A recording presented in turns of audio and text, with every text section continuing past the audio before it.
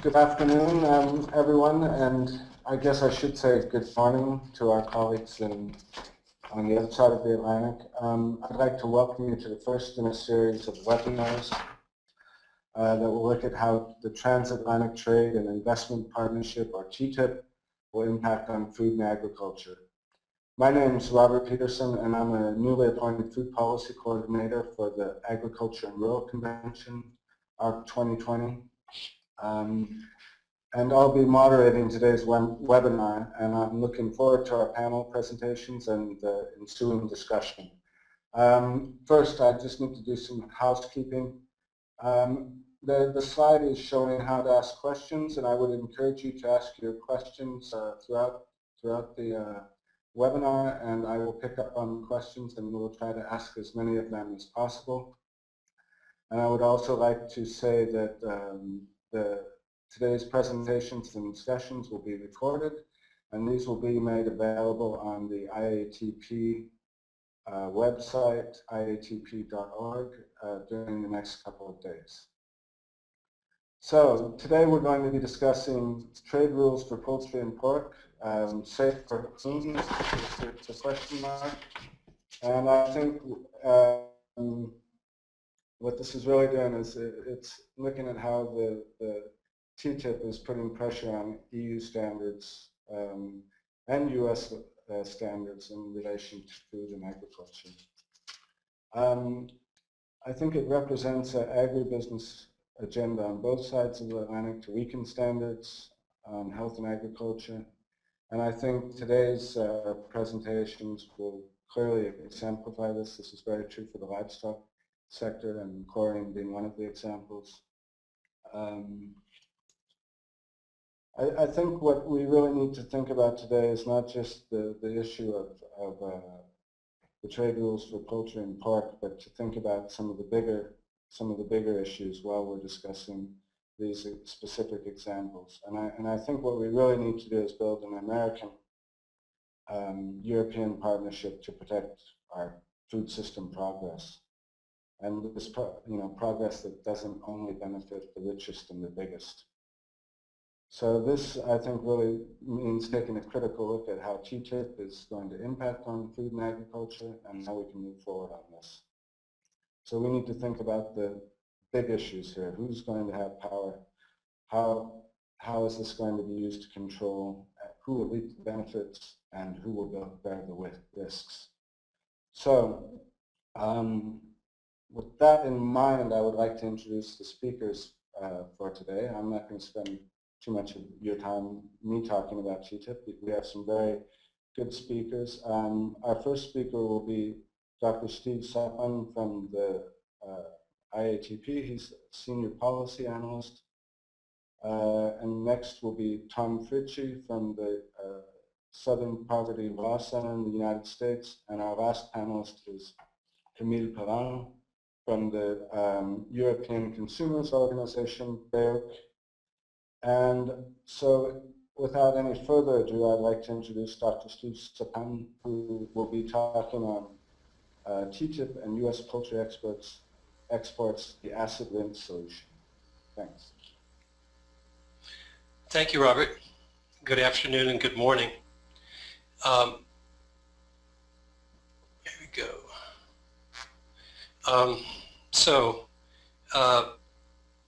I have three objectives for this presentation. The first is to explain the trade policy logic behind the U.S. Poultry export and hygiene demands in the TTIP negotiations. And then, secondly, I want to explain the U.S. Department of Agriculture's program for privatizing poultry and, in the future, pork inspection, and why that program requires a so-called acid rinse solution. And then, thirdly, I'll be outlining some alternatives to a TTIP, a possible TTIP trade war. This map comes from a August 2013 report by the U.S. General Accountability Office about the USDA program to privatize poultry inspection by minimizing the number and authority of USDA poultry inspectors. The gold dots indicate the sites of 20 chicken pilot projects of the privatization program, known as HIMP by its acronym. There are also 5 pilot projects for privatizing pork inspection and 8 for privatizing turkey meat inspection.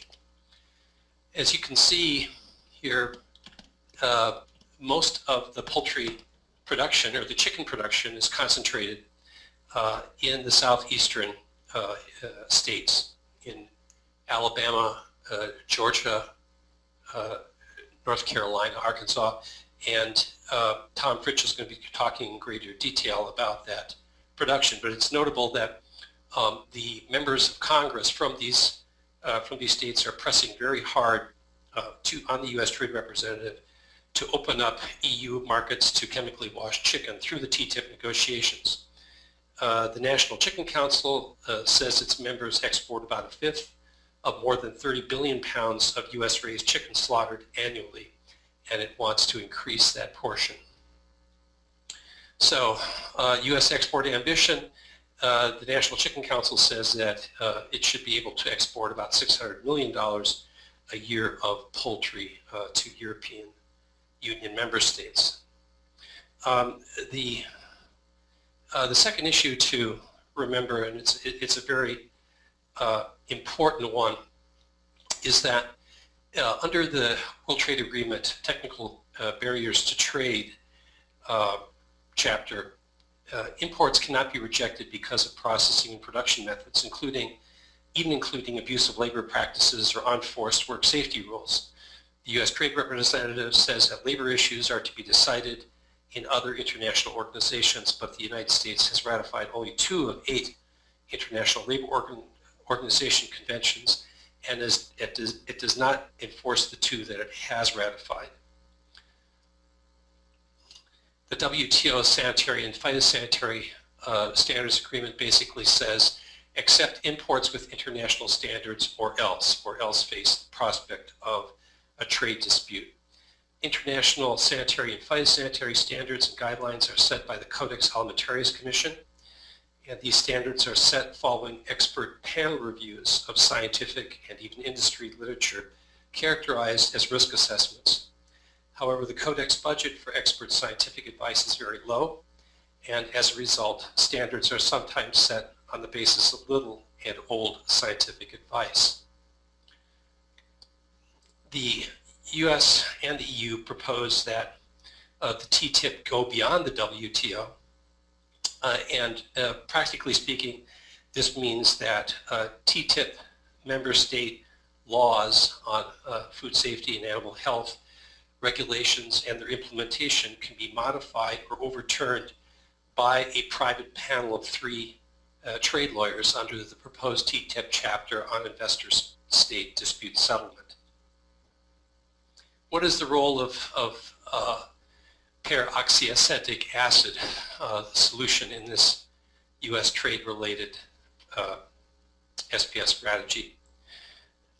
First, the USDA believes that contamination of meat and poultry by pathogens is inevitable because that's the way business is done in the U.S.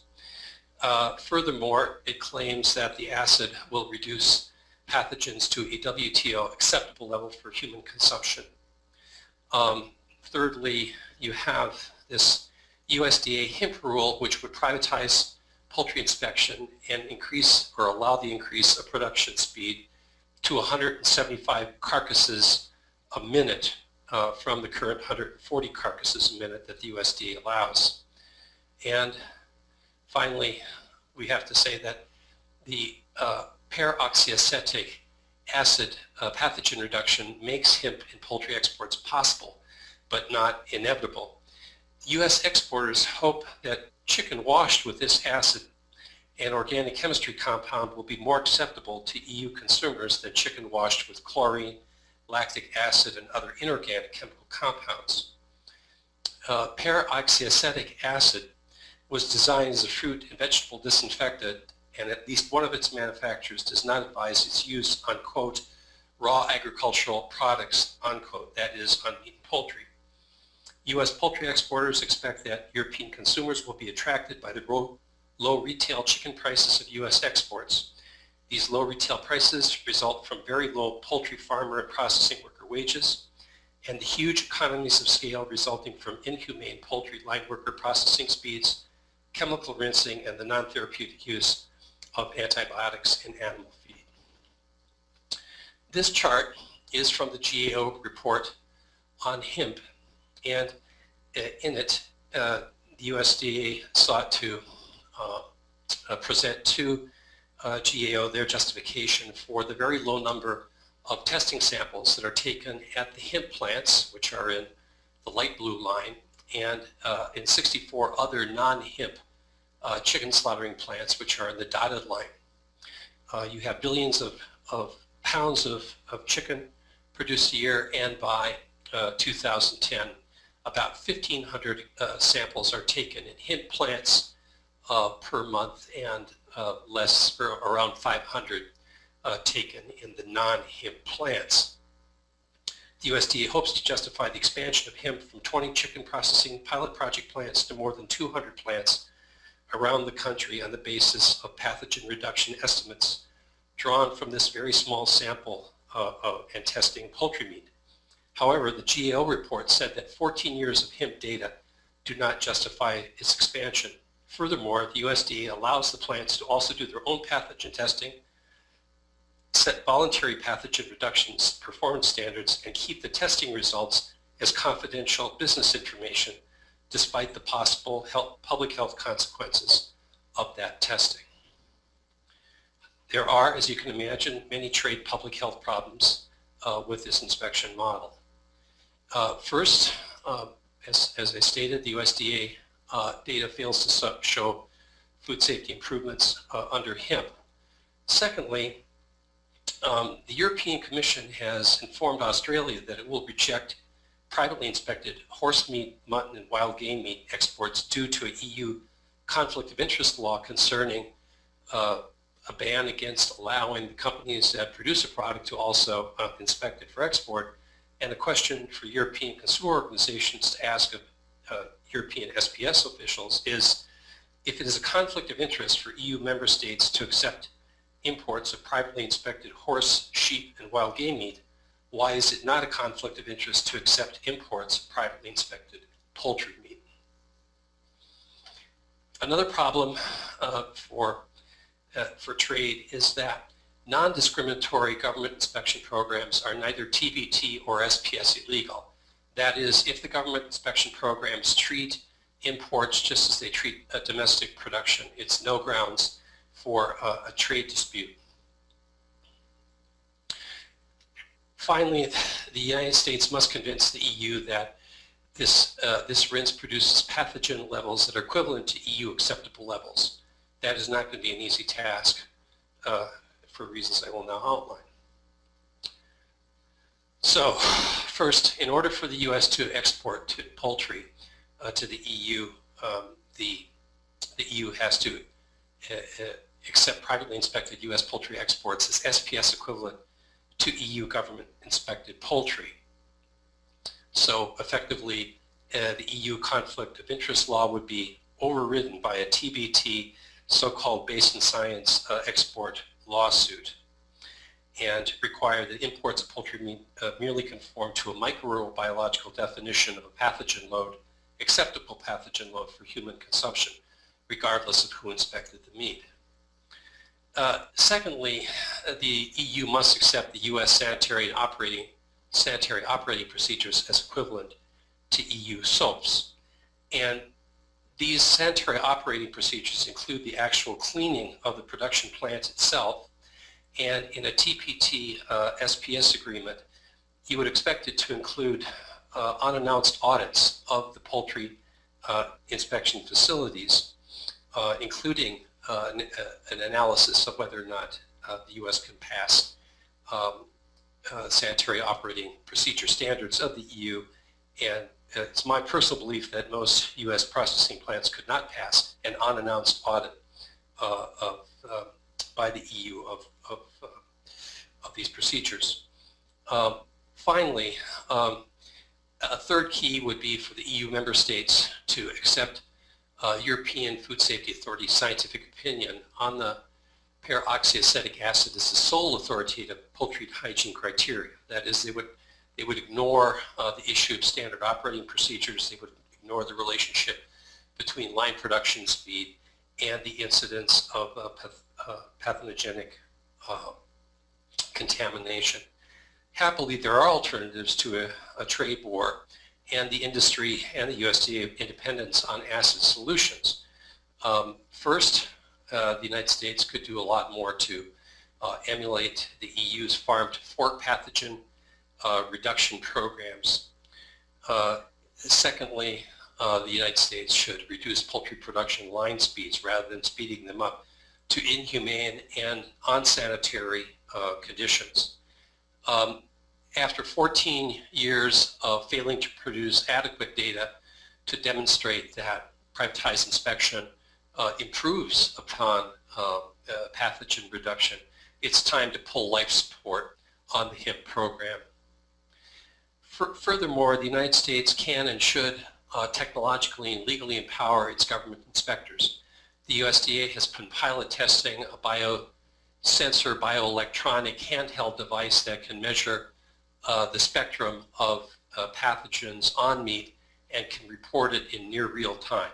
Why not adapt that technology and empower the inspectors to do their job instead of hampering them with all manners of rules and directives to the field that are often contradictory and difficult to interpret for the online inspectors. Furthermore, USDA should adopt a goal of zero tolerance for pathogens. There was a Consumers Union report in 2010 that reported at the retail level 0 salmonella in U.S. organic chicken. Why doesn't the USDA strive for that rather than getting the European Union to accept a higher pathogen load on U.S. exports of chicken? Finally, please don't export U.S. production and SPS practices through the TTIP to the European Union. We are hoping that European consumer resistance will help defeat this very, very ill-advised proposal in the TTIP. I look forward to your discussion. We have plenty of information sources that will be posted when this is archived. Thank you very much.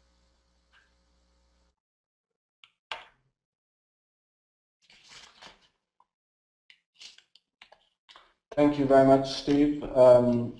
Very, very interesting, and I think some really concrete ways and things that we can ask our policymakers about. We're not going to have, we're going to wait until the 3 speakers are finished for questions. So I'm going to move right in and introduce Tom Fritzsche from the Southern Poverty Law Center, who will be talking about working conditions in the poultry sector, poultry processing sector. So, thank you. Thank you very much, Robert. Again, my name is Tom Fritzsche. I'm an attorney at the Southern Poverty Law Center, and we are a civil rights and employee rights organization in the southeastern United States, based in Alabama, with regional offices in Georgia, Florida, New Orleans, and Jackson, Mississippi. And I work here in Atlanta, and I'm going to talk a little bit about some of the worker health and safety concerns that arise from the HIMP program that Steve was talking about, and why we're concerned about its possible expansion as the USDA is considering moving forward with right now. So you can see, just like Steve's map here, this map shows meat and poultry production. So you can see there are concentrations in the Midwest, which is especially where beef and pork plants tend to be located, but also in the Southeast, which is where our offices work, and why we're so concerned about conditions in the poultry processing industry. So we, as part of part of a project to get a better sense of what's really going on for poultry processing workers, conducted a project of interviews with more than 300 workers all over Alabama, which is one of the states where we work and one of the country's biggest poultry producing states. These are the faces of some of the workers who have been brave enough to share their stories and their images, their photos in our report that we produced based on the information from those interviews. And I've just summarized briefly some of the most basic findings. In short, this is a well-documented problem of health and safety problems for workers in poultry and meat plants going back a century. Unfortunately, it's still a very real problem today. Not only are workers facing high rates of musculoskeletal or cumulative trauma injuries, but also respiratory illnesses, perhaps relating to chemical exposure. And a lot of this is connected to the map that we were looking at earlier, that the industry is concentrated in the southeastern states, which tend to have lesser protections of worker rights in general as compared to the United States as a whole, and tend to have greater obstacles to unionization for workers. Now this gives you a quick look at the background of the participants in our interviews. It's not exactly representative of the industry as a whole, but it gives you the general idea of the reality in the industry that the majority of workers, overwhelming majority of workers, are people of color. African American workers, or often immigrants or recent or children of immigrants from Latin America. So we've raised these concerns, and many other advocates have raised concerns that there are serious risks for workers' health in the industry. But actually, according to employer-reported data, to OSHA, which is our Occupational Safety and Health Administration, the federal agency primarily responsible for worker health and safety protection, their reliance on employer-reported data suggests, as you can see in the top two rows in this chart, that the injury rate has actually dropped dramatically over the last 20 years. And the industry is very proud of that. But as you can see from the other studies I've listed, we're concerned that there's not a real drop in injuries in poultry plants, that in fact the only thing that's changed is that the employers have gotten better at covering up what's really going on.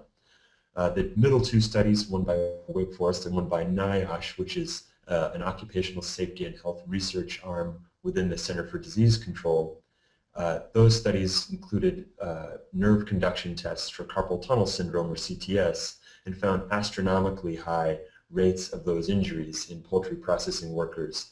One of those studies is in North Carolina and one in South Carolina.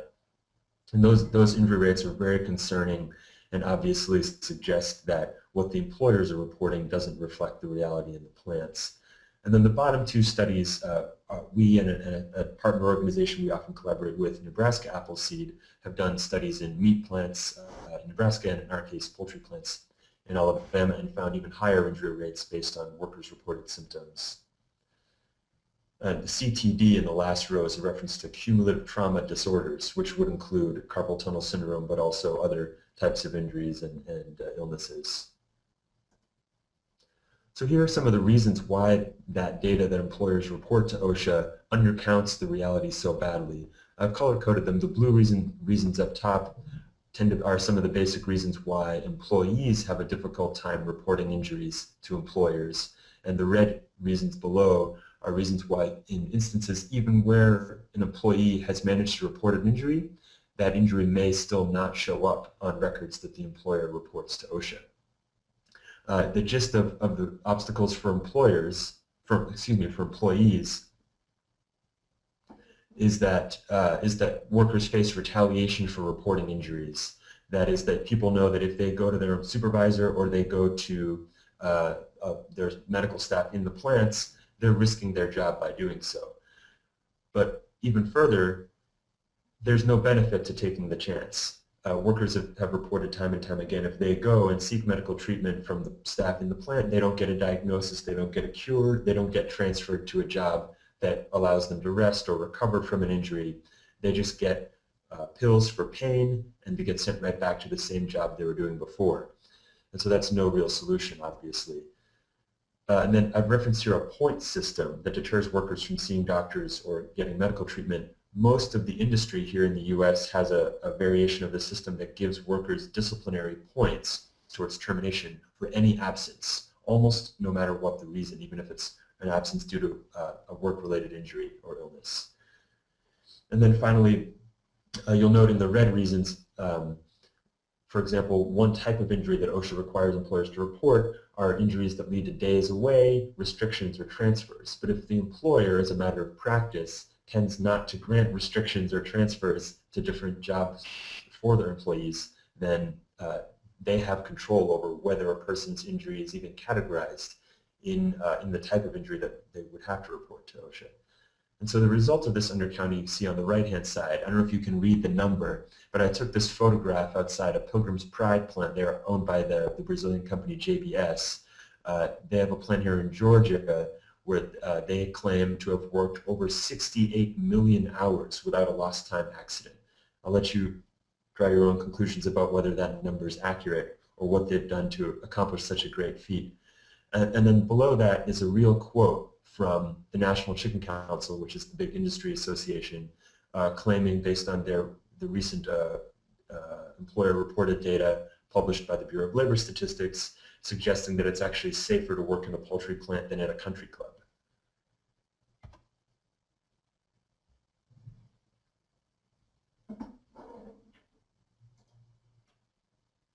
So I've referenced the retaliation that workers face for reporting injuries, and this slide just shows when you break out workers who had already seen retaliation either against a coworker or against themselves, they were in fact more afraid going forward to seek improvements or asking their employer to fix problems with workplace safety, safety equipment, race or sex-based discrimination, or wage issues. And this is, of course, even though retaliation is unlawful in the United States under almost all of our employee protection statutes, but it's still very common and has a tremendous effect on workers' ability to seek improvements in their plants here in the U.S. At the center of all of this is the work speed. Now, I say work speed rather than line speed because what matters for employee health and safety is not only the raw number of birds per minute that the plant as a whole processes, but the birds per minute divided by the workers at each station. Thus, the number of workers required collectively to complete a certain number of cuts, whether it's on wings or breast meat or thigh meat, etc., affects the burden on each individual worker. Now, we found that workers have to perform anywhere from 15,000 to 100,000 motions in a day, just in a single shift in one workday, which obviously has a tremendous burden on people's muscles and tendons. And I want to point out about this photograph, which is from an Arkansas chicken processing plant. One of USDA's responses when we've raised a concern about the possible increased line speed that they've proposed is that, well, employers can offset that by adding more staff to the line to reduce the burden per worker. Well, you can see, at least in some plants like this one, there's no room to put more staff in to reduce that burden. And so this is kind of a simplified statement of the medical issue here, but I just want to point out that obviously repetition is not the only cause of cumulative trauma disorders like carpal tunnel syndrome. When workers have to work with dull knives or have to cut at awkward postures, it can also obviously make things worse as well. OSHA does have a great set of detailed suggested guidelines to reduce some of these risks, but they're unenforceable, and it's purely voluntary whether employers comply with them or not. So that brings us to the USDA's proposal, which Steve discussed in detail, that would, as part of an overhaul of the overall inspection system for food safety, would, among other things, allow plants to increase the maximum line speeds on evisceration and slaughter lines up to 175 birds per minute. Now, that is officially only on the slaughter and evisceration line, and USDA will tell you that that doesn't necessarily mean that other lines in the plant, such as for deboning and further processing, will also be increasing their speeds. But as anyone the obvious follow-up question is, well, what will the industry do with all the extra chickens that they slaughter if they're not then going to speed up the processing lines too?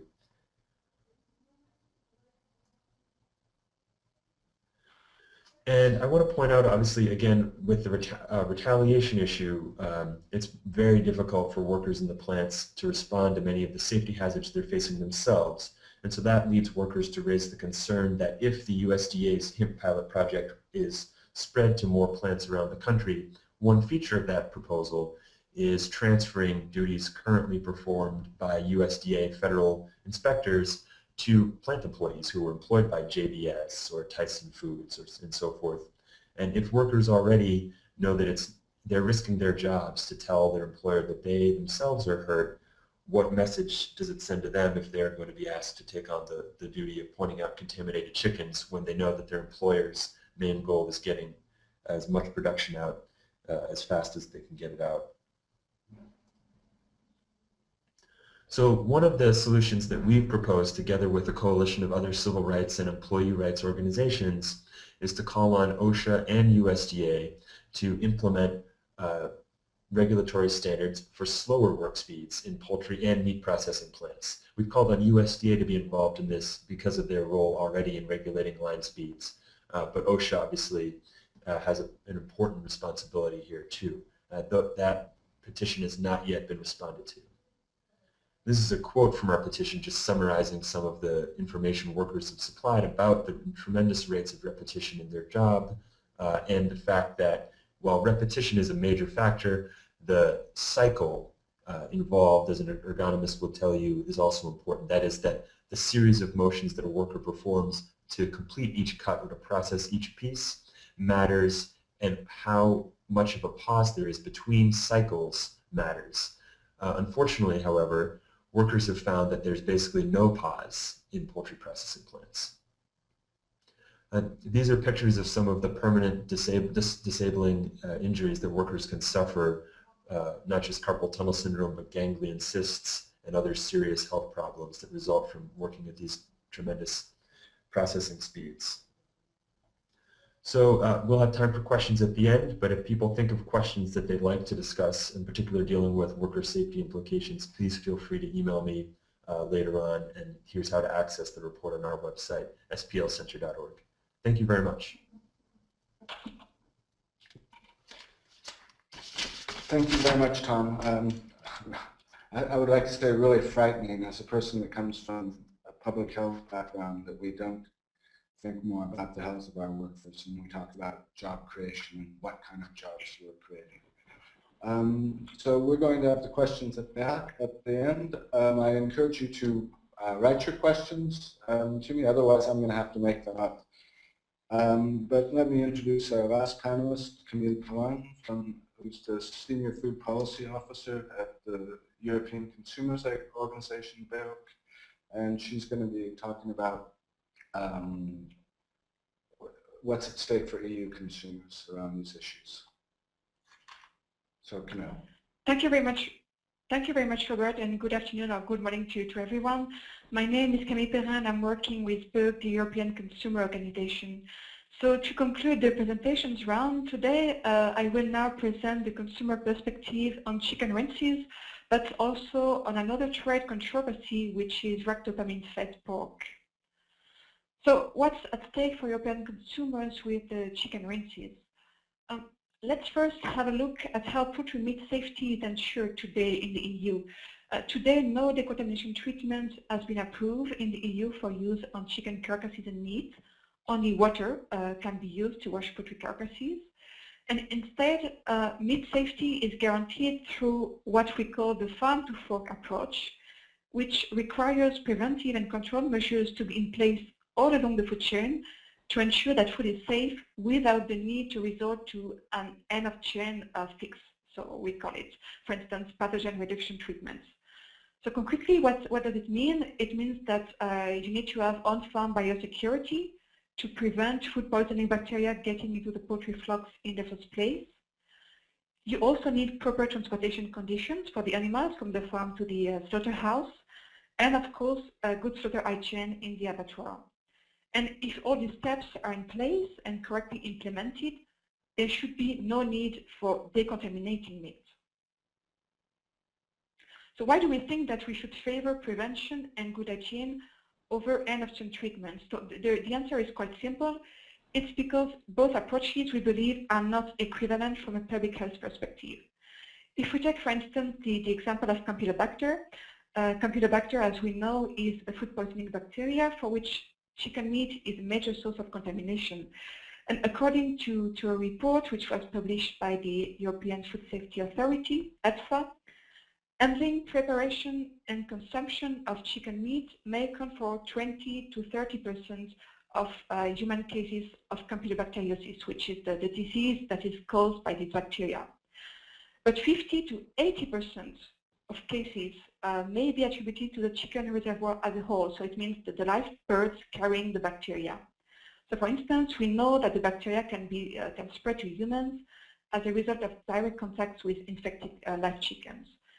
So actually, by minimizing the risk of transmission, not only via meat, but also via the environment, the farm-to-fork approach delivers greater public health benefits.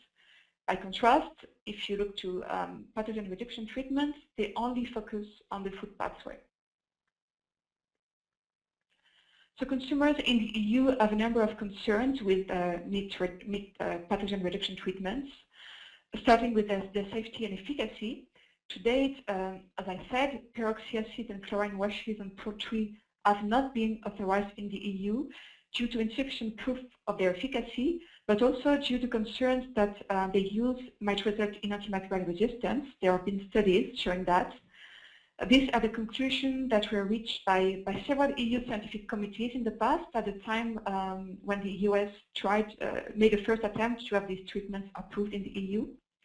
But of course, the US have not given up on that, and in May last year, in 2013, the US Department of Agriculture submitted a new application to the European Commission to have peroxyacetic acid approved for use on poultry in the EU. So the EFSA, the European Food Safety Authority, was asked for its opinion on the safety and efficacy of this treatment.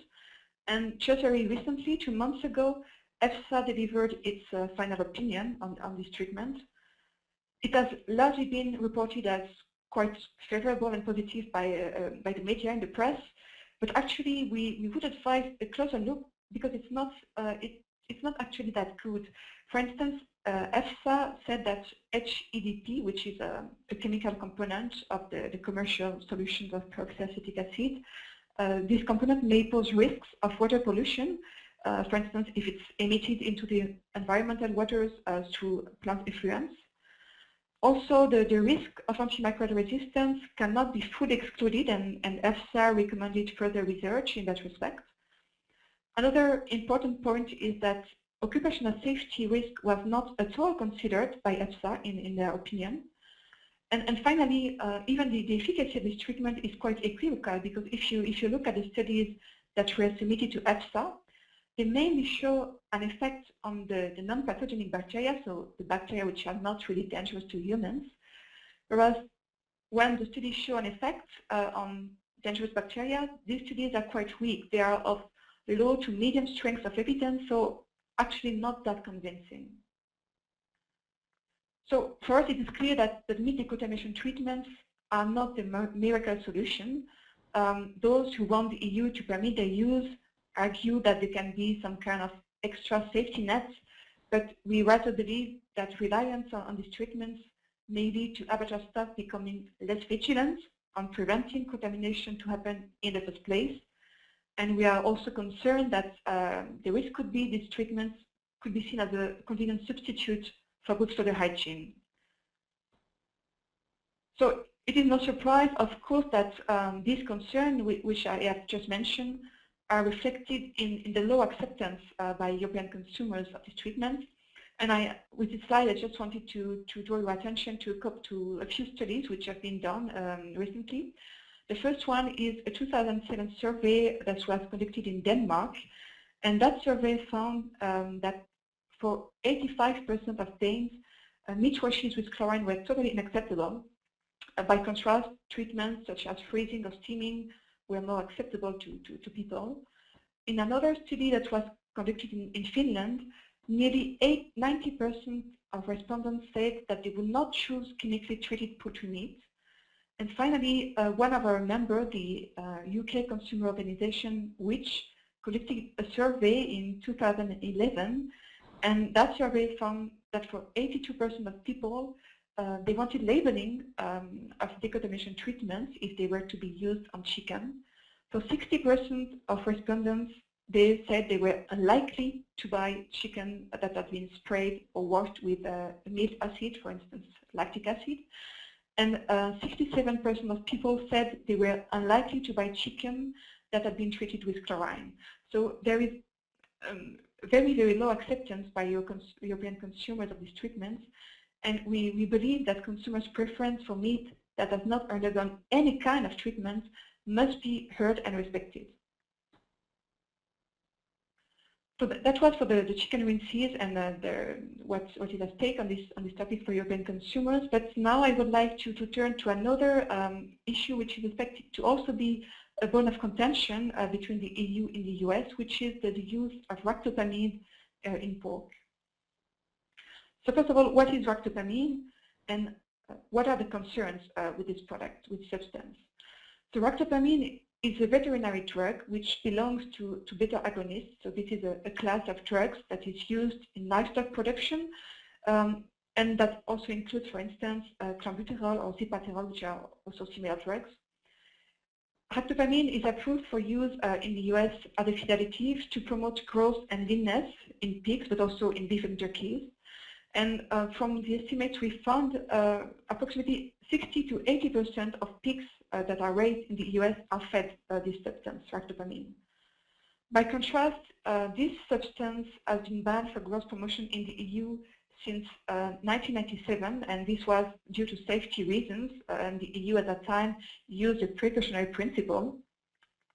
The reasons for the ban were twofold. First of all, there were some human health concerns associated with the use of these drugs in farm animals.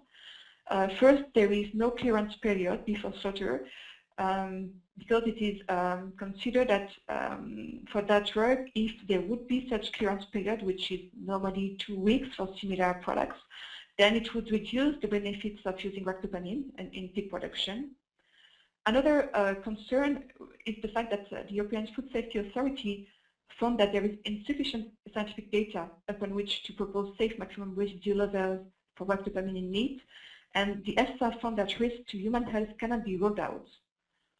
Also, there are some animal health and welfare concerns which have been identified. For instance, there is an increased risk of injury and lameness in pigs, and also an increased risk of stress during handling and transport of animals. So for all this concern, the EU decided to ban this substance, but we know that it is likely to become a stumbling block in TTIP, because in 2012, the Codex Alimentarius, which, as you may know, is the international food standard setting body, which was established by the United Nations and the FAO. So Codex Alimentarius adopted maximum residue limits for ractopamine in meat, but the procedure that was followed was extremely unusual for Codex. Indeed, usually this body works or strives to work by consensus. But that time, the countries that were supportive of ractopamine and of its use in livestock production managed to call for a vote, and they obtained a very thin majority of 69 against 67 votes in favor of the adoption of the limit to ractopamine. The EU and the EU member states were against, and they voted against. And the Codex proposal was based on a safety assessment that was conducted by JECFA, which is an expert committee linked to Codex, and that came up with a different assessment as the one that was done by ASFA. Basically, the JECFA based its safety assessment on only one human study, and that just involved 6 individuals, so a very weak study. And based on this assessment, the JECFA considered that it was possible to set an acceptable daily intake for ractopamine, so that is an amount of the substance that can be ingested by humans on a daily basis over a lifetime without any health problem. And based on that, some maximum limits for ractopamine in meat were proposed and were adopted by Codex. Of course, the EU and member states reaffirmed their zero tolerance policy against ractopamine, and on the slide I quoted and I copied a statement that the European Commission published on their website. The EU member states also adopted a joint statement by means of conceived conclusions, and you can find the link to this statement in my presentation. And in the statement, they question the validity of the Codex limits and in general the validity of a standard which is adopted by a very slim majority voting.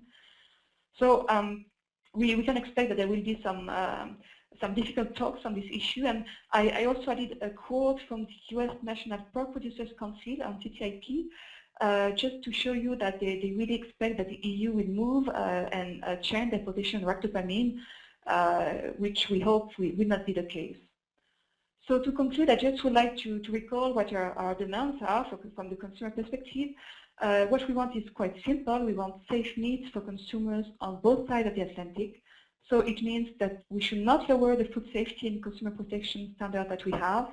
We should go for upward and not downward harmonization. We need transparency of negotiation, of course, and we really call on the negotiators to put the public interest first. Thank you very much, and I'm happy to answer to any question you may have. Thank you. Thank you, Camille. Very interesting, and thanks for your final slide that kind of gives an outline on what we need to think about. So I have not received any questions, so I'm going to start, and I hope that you will write your questions, because the idea now is that we have some discussion, some lively discussion based on the presentations so far. I think the thing that strikes me is this difference between the European Union and the United States relating to whether we go for a preventative strategy or an end-of-the-chain treatment. And I think the key issue is that, as Camille so nicely concluded with, is that we need to move the bar up and not down. And I was just wondering if Camille and Steve could maybe pick up on this idea of prevention and end-of-chain treatments, and can we actually move towards a more preventative strategies instead of this end-of-chain that we're talking about today?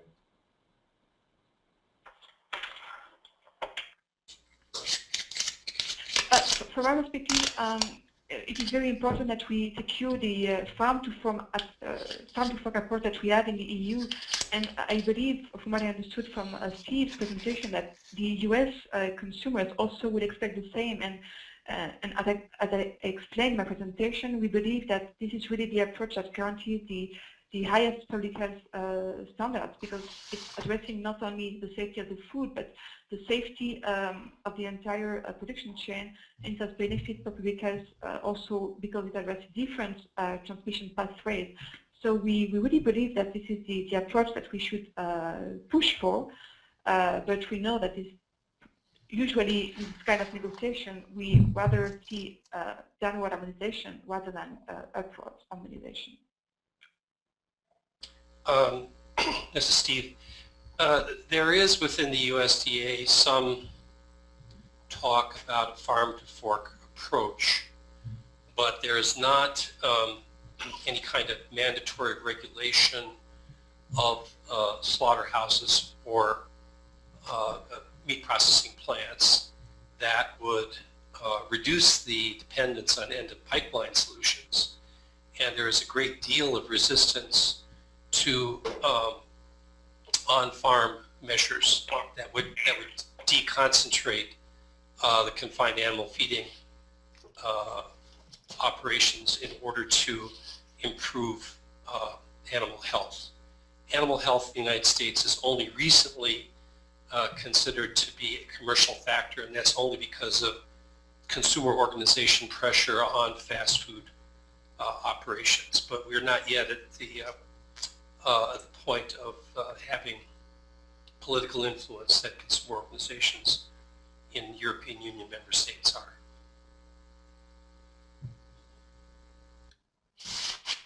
Okay, thanks. I'm reading in the dialogue box that there were some concerns that I wasn't being able to see questions. Now I've seen the questions, so and I'm going to start asking some of the questions that I've been posed. So the first question is for Tom, and the question is from Shefali Sharma from IATP, and what she's asking is, could one argue that chlorine washes would reduce the need for workers to spend more time in the processing line? And I think the other kind of broader question is I think what I'd like to hear, it seems like there's some very clear relations between food safety and workers' health at stake here. So if you could expound on that, Tom. Yes, thanks, Robert. Yeah, that's a great question. I think that the chlorine wash or in general increased use of chemical washes wouldn't have a great impact on the need for labor on the processing lines, primarily because the primary functions that workers are performing, or the majority of workers are performing, are essentially cutting up the chickens into the different component parts, for sale as breast meat, for sale as wings, thigh meat, and so forth, rather than removing contaminants. There is some manual labor where workers are doing jobs along the evisceration line. For example, currently a USDA inspector might point out a chicken carcass that has feces or a tumor or ingesta or other contaminants, and they'll point it out, and a plant employee then has to remove that bird from the line and cut off the contaminated part or wash off the contaminated part and get it back on the line to continue going forward. But that's a relatively small number of workers who are doing those jobs. The majority of folks would still be affected on the processing line. And then going to Robert's question, there's a number of ways, I think, where the worker safety and food safety issues overlap. Certainly, as Camille pointed out, there has been very little testing for the safety for employees of having to work with carcasses that have been washed in PA or rinsed in chlorine. And workers do report respiratory issues, eye irritation, and other symptoms of sort of mysterious origin that plants will say are not related to these issues, but certainly have workers concerned about, what's on the chickens they're handling and how is it affecting their health. But also the speed, obviously, is a serious concern for both workers and for consumers. I think that what workers tell us is that if it's easier for an employer to cut corners with workers' own health, it's easier for them to cut corners with consumer health. When the line moves faster, not only are workers more likely to get hurt, but more chicken carcasses actually fall off the line onto the floor because of how fast the line is moving. And it's a common practice in plants that sort of for an injured worker, it might actually be a job transfer, or sort of a light duty or restricted duty, where that worker is assigned to go around picking up carcasses or chicken meat that's fallen onto the floor of the plant, washing it off and putting it back on the line. But the faster the plant goes, the more that happens. And workers have said occasionally corners are cut and they don't, they're told to just get it right back on the line without washing it off. And it's, it's obviously a concerning thing for consumers to hear that would happen ever. We don't know exactly how much it happens, but that's something that I think a good example of how increasing line speeds puts both workers and consumers at risk. Okay, so that it sounds like a real clear cut that reducing line speeds would be good for both food safety and workers' health. So I think that's important. So now I've got lots of questions and don't quite know how to. I have a fairly specific one. I think it's mainly towards Camille. It's from Vicky Hurd in the UK, and she asked, the head EU negotiator has said and repeated no to chlorine washes, but not so sure about the other product, Ractopamine. And is this going to be separately negotiated? Indeed, in the EU, we know that the Commission has repeatedly said, for instance, that they will say no to human beef, they will say no to GMOs. Also on Ractopamine, they seem to have a quite strong position, but on decontamination treatment of meat, it's not so clear. For instance, we already saw for beef, for instance, that in 2011, the EU approved the use of lactic acid on beef just to show a positive sign to the US, and we know it was a request from the US to have this treatment approved on beef just to start the TTIP negotiations. And now that we have this opinion from EFSA on peroxyacetic acid, we are afraid indeed that there will be a very strong pressure put on the EU to approve this treatment on chicken meat. And the fact is that actually EU law does not really prohibit those treatments. It just says that unless some specific substances have been approved, you can only use water to wash poultry meat. And it is the fact that up until today, nobody in the EU has asked for any treatment to be approved, and it's only the United States actually that come with repeated requests to have different treatments approved. Chlorine is very controversial, so that's probably the reason why the US did not come back again with chlorine washes. But we feel indeed that there is very strong pressure on the EU to approve peroxyacetic acid. But we hope that member states will resist and will stick to the farm-to-fork approach that we have. Also, given the EFSA opinion, it is not so positive. So we hope that the EU will not move and will not approve that treatment. Thanks, Camille. Oh, Steve, were you going to answer that? Oh. No, I think Camille's done a fine job. Okay, I just saw you pop up. We're getting awfully close to 5, and I'm going to ask at least one last question, and then I have to, I think, just sum up a little bit. And the next question is from Samuel Foray from ARC 2020, and he asks if it could not be a strategic entry point for us on both sides of the Atlantic to look at, to concentrate our efforts on non-equivalent measures relating to workers' unsafe conditions in the U.S. poultry industry. So I think that's a question for all of you.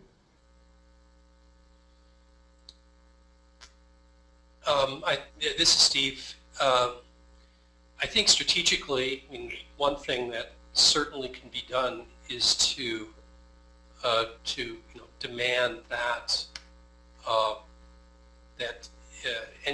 if there is a investor dispute settlement chapter in the TTIP, which we don't want, but if there is, it would have to allow for labor conditions to become something to be a reason for rejecting imports and not a so-called barrier to trade. I mean, I think when, especially when Europeans and also Americans find out the scandalously unsafe conditions in which their food, particularly their meat and poultry products, are produced, that the enthusiasm for increasing those exports through the TTIP will diminish rapidly.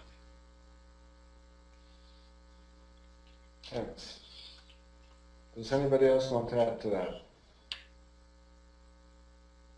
So it's Camille speaking. I just wanted to point that with respect to chlorine rinses or other kind of treatments, if you go to the European Commission, they will tell you that it is not related at all to TTIP. And somehow it is true, because actually, as I said, EU does not actually prohibit them. It just the fact that none of these treatments have been approved, so they can move forward on this dossier in any case without changing the current law that we have in the EU, and they will tell you that it is not linked to TTIP, although we...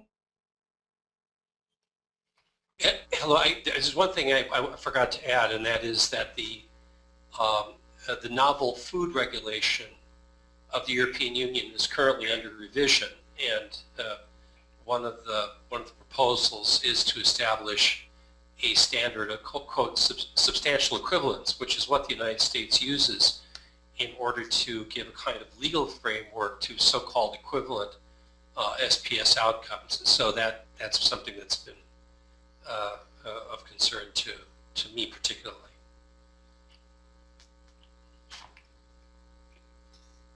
Okay, good. I'm going to start by apologizing. We're at 4:59, and I need to wrap up. And so I'm not going to be able to get to all of the questions that have been asked. I went from not being able to see any questions to having a whole bunch. So, and I think some of them we can follow up with in the near future. There's one question that relates to advocacy and cases of best practice, and I think that one of the things we'd like to see come out of these meetings is more cooperation on the advocacy on both sides of the Atlantic. So I think today's been a really big learning experience for me, looking at some of the challenges around food safety and workers' rights, and I hope we can continue these discussions. And I think it just shows really what's at stake with the TTIP and how it will, if left unchecked, impact on agriculture and food safety. So I would like to thank everybody for participating, and I would also like to let you know that the next webinar in this series will be on GMO and GMO labeling, and the invitation for that will be sent out next week. So once again, thank you very much for your participation, and very pleased with being part of today's webinar.